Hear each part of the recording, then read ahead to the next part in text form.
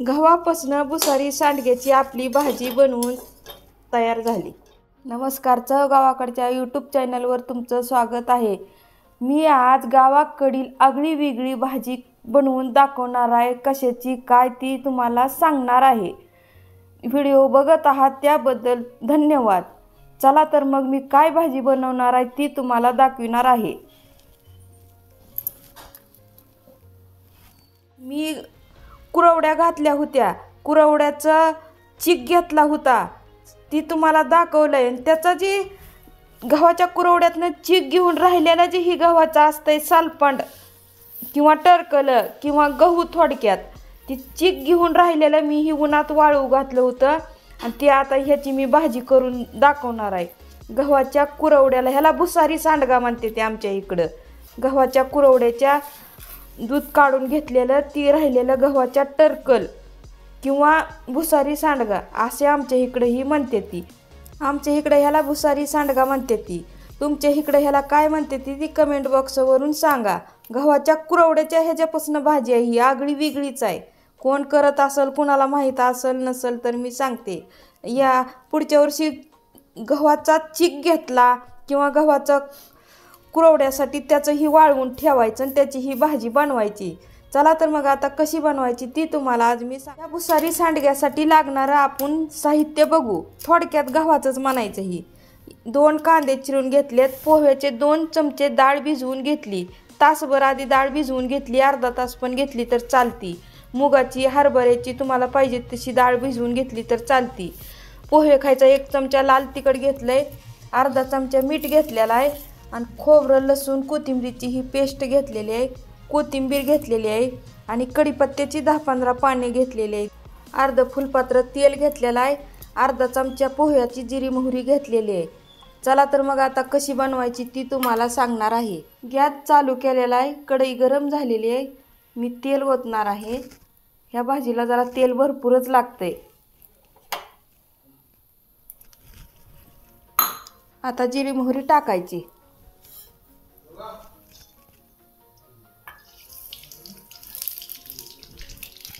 आता जिरी मोहरी टाकलेली आहे, आता कांदा टाकून घेणार आहे।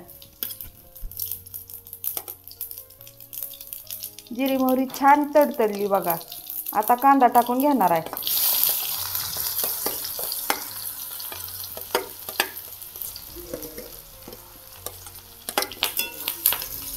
कांदा टाकला की असं थोडंसं मिक्स करायचं। असं थोडंसं मिक्स झालं की कढीपत्ता टाकून घ्यायचा। आता ही खोबरं, लसूण, अद्रकची पेस्ट पण टाकून घेणार आहे। सगळं मिक्स करून फिक्कट गुलाबी असा लालसर वाहीवर कलर करायचा।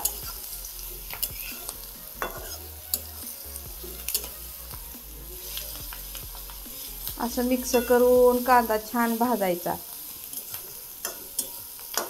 मी जास्त कांदा भाजतच नाही, कारण कांदा भाजला पुन्हा शिजवायचा तर कांदा मऊसूद होतोय, खाताना दिसत नाही, चव लागत नाही, म्हणून कमी प्रमाणातच मी कांदा पण भाजते। आता ही डाळ टाकून घेणार आहे।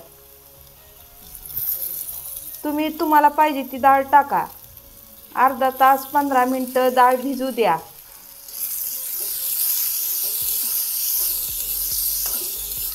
काही असं सगळं मिक्स करून घेतलेलं आहे। आता ही तिखट आणि मीठ पण ह्यात टाकणार आहे।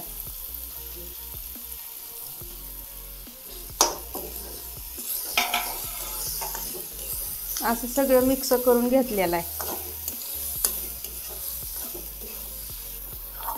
आता हे सगळं आपलं छान भाजून झालेलं आहे किंवा परतून झालेलं आहे मस्तपैकी। कढईला पण चिटकलेलं नाही, काय नाही, एकदम छान भाजलेला आहे बघा। आता मी ह्यातमध्ये 1 ग्लास पाणी ओतणार आहे। आता 1 ग्लास पाणी ओतते आणि ही गव्हाचा भुसारी सांडगा आहे कुरवड्याच्या चिकापासून केलेला, ती ह्यात टाकणार आहे आणि असं मिक्स करणार आहे। बारीक गॅस करते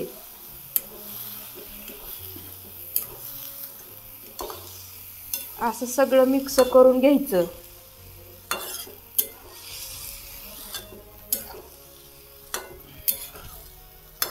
आणि ह्याला ताट झाकून ठेवणार आहे 20 मिनिटाकरिता, कारण ही शिजायला पाहिजे.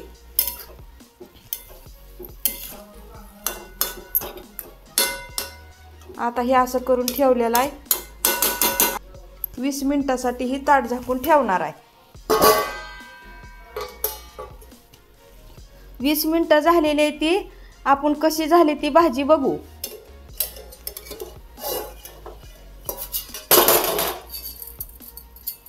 मस्त ह्या का आपली भाजी शिजलेली आहे. गहू पण चांगला फुगलेला आहे. ही मस्त अशी आपली भाजी शिजलेली आहे, मऊ पण झालेली आहे ह्या का.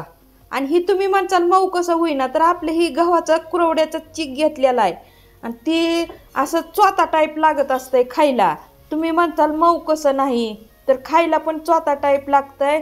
आणि तुम्ही काय करता, गव्हाचा कुरवड्याचा चीक घेतला किंवा गव्हातून दूध काढून घेतल्यानंतर ही तुम्ही फेकून देता किंवा गाईला टाकून देता.